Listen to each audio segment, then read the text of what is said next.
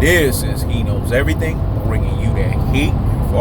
We keeping the foot on the whoop, the geeks. We keeping the foot on the whoop, the geeks. And like the Tibetan Master that I am, I'm applying whoop unlimited pressure. Like the Siberian tiger that I am, I'm applying whoop unlimited pressure. This pressure does what? Heat versus pipes. Let's talk about it, man. Alright, y'all. Let's get into it. Bernard Hopkins is what we call Mr. Conquer and Divide, or Mr. Divide and Conquer. Let me say it again. Bernard Hopkins is what we call Mr. Conquer and Divide, or Mr. Divide and Conquer. We've seen this before. We've seen this house nigga, field nigga mindset. Bernard Hopkins is what we call a quintessential house nigga. You see how he basically propped up and said Manny Pacquiao has a better career than Floyd Mayweather, yada, yada, yada. Let me explain something to you guys. He Knows Everything has dealt with this in collabs. He's dealt with this in YouTube history. He's dealt with this in general. Black people, it don't matter even if it's sports, and you would think sports would bring us together. Let me say it again. Black people, even when it has to deal with sports, and you would think sports would bring us together, we are imprisoned by this, the corpus callosum, the cerebellum, the medulla oblongata. We are imprisoned by our minds. We are imprisoned by how we allow ourselves to constantly do this conquer and divide and conquer.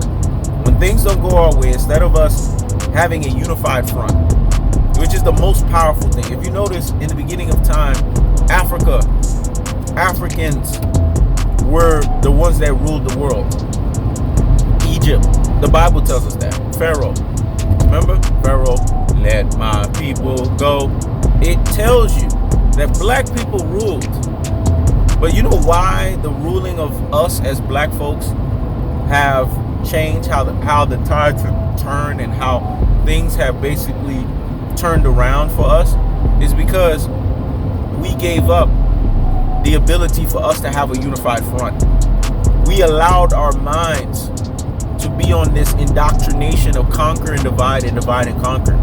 But here's an even more colder and a more unadulterated and a more cutthroat truth-telling fashion, and a truth of the fact of the matter that's associated with it. We always had the conquer and divide and the divide and conquer mentality. If you go and look at ancient African empires and ancient African civilizations, it was black folks that were enslaving black folks. Let me say it again. It was black folks that were enslaving black folks. So let's not get this shit twisted. Black folks that were giving up. Because an empire cannot be taken unless those that run the empire have made an emphatic decision for their empire to be taken. And that's exactly what happened. So let's not get this shit twisted. Let's not go by what the universal status quo version of what history tells us. Let's go by a three-dimensional thinking ability of how history has evolved and how it shapes us and tells us this. Why am I saying all this, and how does this contextualize?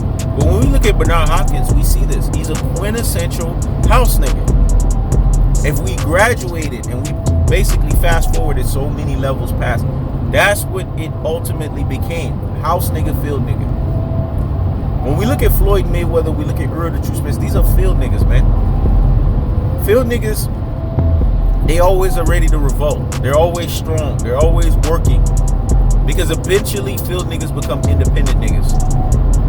House niggas don't understand independence. All they understand is they are subjugated and relegated to the house. What is the house that Bernard Hopkins is a part of as a house nigga? It's called Golden Boy Promotions.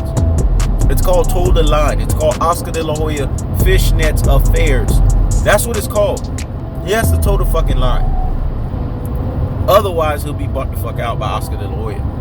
And this is why the buck dancing that's associated with a Bernard Hopkins is made prevalent.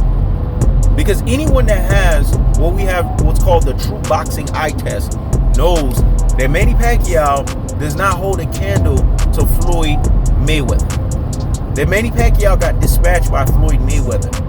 That Manny Pacquiao got done up by Floyd Mayweather. That Floyd Mayweather embarrassed Manny Pacquiao. That Manny Pacquiao doesn't even belong in the same breath with the likes of a Floyd Money Mayweather. So if we know this to be true, Why are we sitting here and allowing our brains to go to a place to where we're saying all of a sudden that when it's all said and done, Manny Pacquiao's career is better than Floyd? Okay. Why is Errol the True Spence is going to properly retire Manny Pacquiao via AARP retirement Pac-Man style? Part 30 is very important here. Let me explain why this part is very fucking important. Because Errol the True Spence is basically the end all and the be all of the silver lining of what Floyd Mayweather started. Floyd Mayweather is secretly rooting arduously and supporting Errol the True Spence. I done told you guys about the Michael Jordan and the Kobe Bryant dichotomy. When they are in competitive mode, because these guys, these are the egos at the highest levels. The Michael Jordan, Kobe Bryant, Floyd Mayweather, Errol the True Spence dichotomy. These egos are at the highest levels. And when you have egos at this level, you tend to have a propensity, you tend to have a density, you tend to have an abundance mindset to where you don't root for each other openly until it becomes okay to do so, because you're still kind of competing with one another. Of course, Floyd is competing with Errol the True Spence, and Errol the True Spence is competing with Floyd. They're not competing with each other in terms of conquer and divide and conquer. It's a competition in terms of, I was the airfield fighter, you're the airfield fighter. Let's see if you can do what I do as an airfield fighter. Floyd is rooting for Errol the True Spence because Floyd secretly wants Errol the True Spence to basically complete the task that he started.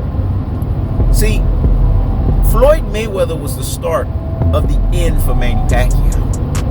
Errol the True Spence is going to be the end of Manny Pacquiao. Let me say it again. Floyd Mayweather was the start of the end for Manny Pacquiao. Errol the True Spence is going to be the end all and the be all, the end of Manny Pacquiao. This is why it's called AARP retirement Pac-Man style.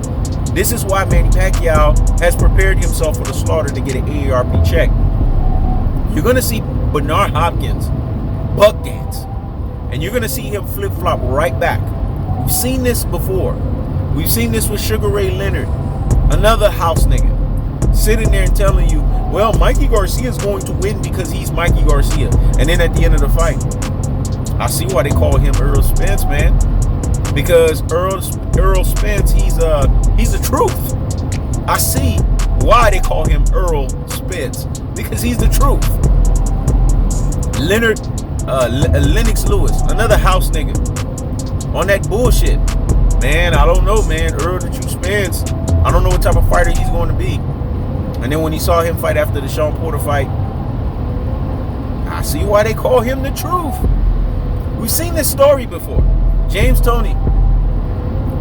Well, I picked Terrence Buck Crawford over Errol the True Spence. Then he saw Errol the True Spence versus Danny Garcia. I see why they call him the truth. He got some serious boxing skills. I underrated his, but no, you didn't underrate. It was conquer and divide and conquer. We continuously seeing this from Roy Jones Jr. because Errol the True Spence is a refined and a perfected version of Antonio Tarver. That's for the real G's, the super real G's, and the ultimate real G's out here in these boxing streets. If you didn't get the message, I ain't got time to give it to you because you ain't paying attention or you ain't listening. Roy Jones Jr. has headaches of thinking about a Errol the True Spence because he's a refined and a perfected version of Antonio Tarver.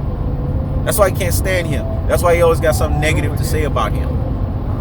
But the bottom line is, what Bernard Hopkins is doing is a get your ass in line and hate Mr. Tactical Aggression. Get your ass in line and hate Mr. Technical Punching Placement.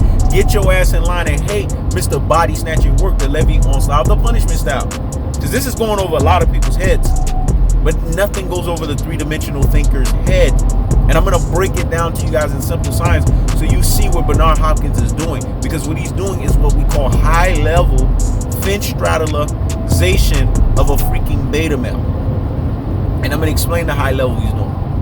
By saying that Manny Pacquiao has a better career than Floyd Mayweather, he's also throwing digs at Errol the True Spence and saying that Errol the True Spence is not going to get the job done.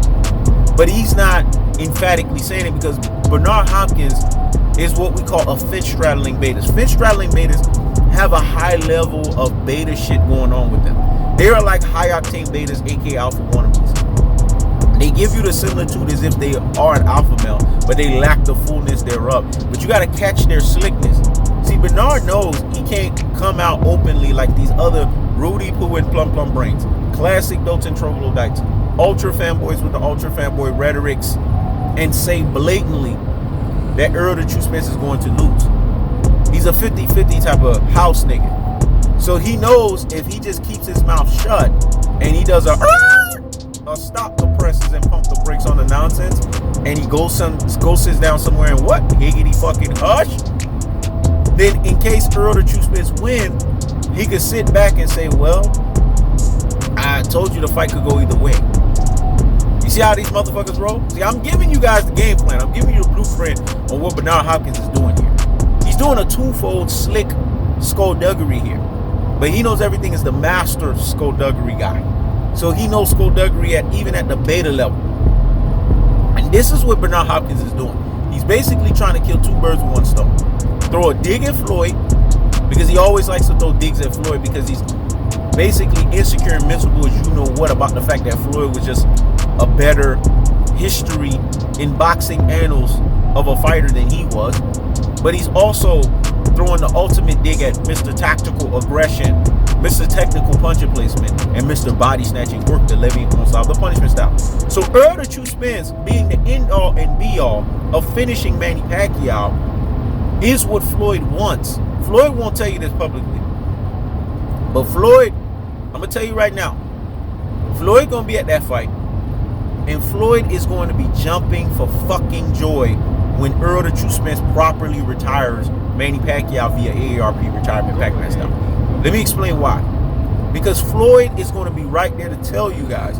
Not only did I tell you motherfuckers about Errol the True Spence and that he is the truth, but at the same time, he wants to rag like he did with Loma. He wants to rag and say, I told you motherfuckers, this guy wasn't on my fucking level. Floyd is waiting for this. He is basically salivating at the mouth for this. He knows that Errol the True Spence is the guy that's going to pull it off. That's why he rested his stock on that rocky foundation of saying, this guy right here is going to take over the sport. This guy right here, I rest the next era upon his shoulders, because I was once an era-filled fighter, and now he is the new era-filled fighter. He is the current era-filled fighter, and he is the dominating factor era-filled fighter. That's the cool party. That's the unadulterated. That's the telefashion. This is all that's associated right now with the likes of a Bernard Hopkins. And if you guys didn't see all of this slickness that's happening, then he knows everything broken down emphatically, unquestionably, and without fail in this video. This is He Knows Everything. Check it out.